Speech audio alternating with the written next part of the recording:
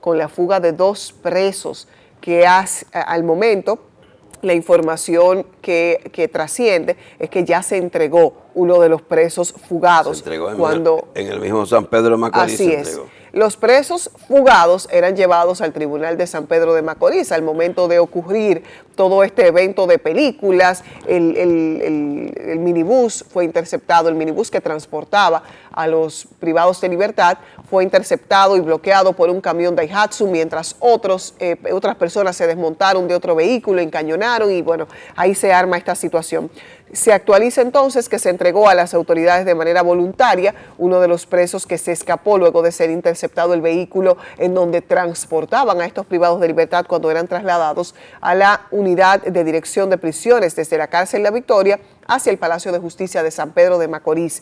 La persona que se entregó fue identificada como Johnny Castro Matos, alias Tutuma, quien fue dejado abandonado por parte de los interceptores, de acuerdo a su versión. No, eso fue el que decidió no seguir la huida. Pero él dijo, está acusado me junto con el otro en el mismo expediente, están acusados de matar como 8 o 10 personas. Sí, se habla de un cuádruple asesinato. Incluyendo ese cuádruple asesinato que fue en guerra.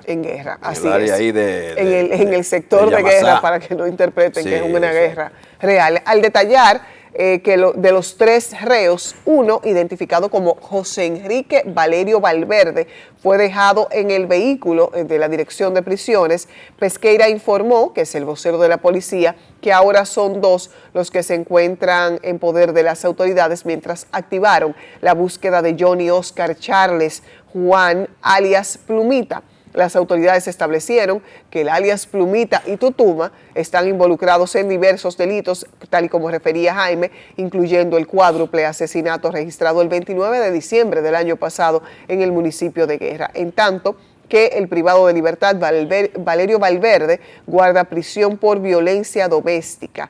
En el hecho que se registró en el kilómetro 36 de la carretera Mella, solo el conductor del vehículo de la penitenciaría resultó herido y responde al nombre de Joel Peralta, dijo Diego Pesqueira. En el lugar les fue bloqueado el tránsito por un camión Mitsubishi, detalla el número de la placa y dice que nadie recibe varios disparos, pero bueno. Se propinan estos disparos desde un vehículo marca Ford Explorer color negro con placa de exhibición, y es ahí entonces la situación que da al traste con la fuga de estos reos, de los cuales, de los 3 que iban en el vehículo, ya 2 se encuentran en manos de las autoridades. Plumita permanece prófugo. Uno no se fue, uno no salió del vehículo y fue golpeado por los individuos que rescataron o que liberaron a los otros dos. Ese es el que está preso por violencia. Yo no sé cómo es que se habla de que las redes son confiables. O sea, yo no sé qué es lo que es confiable en las redes. Porque yo vi ahí en uno de los chats que yo estoy, fantástica. La cantidad, ¿no? Los policías muertos eran como 3. Ay, sí. Los disparos fueron como miles. Digo, pero no le pueden disparar a un vehículo cuyos integrantes ellos quieren rescatar. No le pueden disparar así, después ellos dispararon después. Lo peor de todo es que vi comunicadores y cuentas que se supone son respetables y de algún sentido de credibilidad, replicar, obviamente poniéndolo en el testimonio de quienes narran el video que trascendía, pero de alguna manera asegurando la versión, y hablaban de 2 agentes penitenciarios muertos, 2 reos muertos también. En la primera versión que leí, todo ese tema fue desmentido, gracias a Dios, a los pocos minutos, por el vocero de la policía, Diego Pesqueira. Sí, pero es evidente que la policía que transporta a los presos, que es una unidad especializada dentro del sistema de vigilancia, de vigilantes penitenciarios, para el nuevo modelo, porque una de las cosas que a mí me da risa, y escuchaba hace un ratito a Iliana decir que los internos... No, los privados de libertad. Los privados de libertad y los internos, por ejemplo, son términos que el nuevo modelo pretendió instaurar en el país y enseñar a los comunicadores ese nuevo modelo y esos nuevos términos que son destinados exclusivamente a aquellos centros de corrección y rehabilitación. Y yo le decía, yo miembro de ese patronato que presidía en ese momento el cardenal Nicolás de Jesús López Rodríguez, y fue en la etapa en la que el señor Radamés Jiménez era el Procurador General de la República. Okay. Y había un grupo de prestantes ciudadanos que eran miembros de ese patronato, la mayoría en Santo Domingo, y a mí me incluyó ahí Roberto Santana, que es mi amigo, y me metió en ese lío.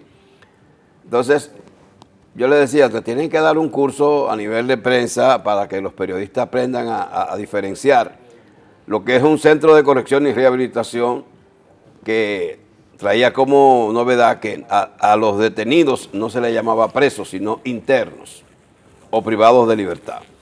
Entonces ahora hay una confusión porque a una cárcel normal, como sigue siendo La Victoria, Así es. hablamos de como si fuera un centro de corrección. No, La Victoria es una cárcel normal, de las tradicionales, de las que están custodiadas, en este caso era la policía, pero están custodiadas por militares. Pero sabes que hago una reflexión un poquito más allá del tema del cambio del término. Una de las razones de la propuesta de este cambio era de alguna manera dignificar a las personas que se encontraban privados de libertad, porque en este caso estoy citando la acción, están privados de libertad. Sí. Y los presos de La Victoria, que no gozan de ese calificativo por estar en una cárcel del viejo modelo, pues también merecen esa dignificación y esa diferenciación de que ellos no, pero aquellos sí.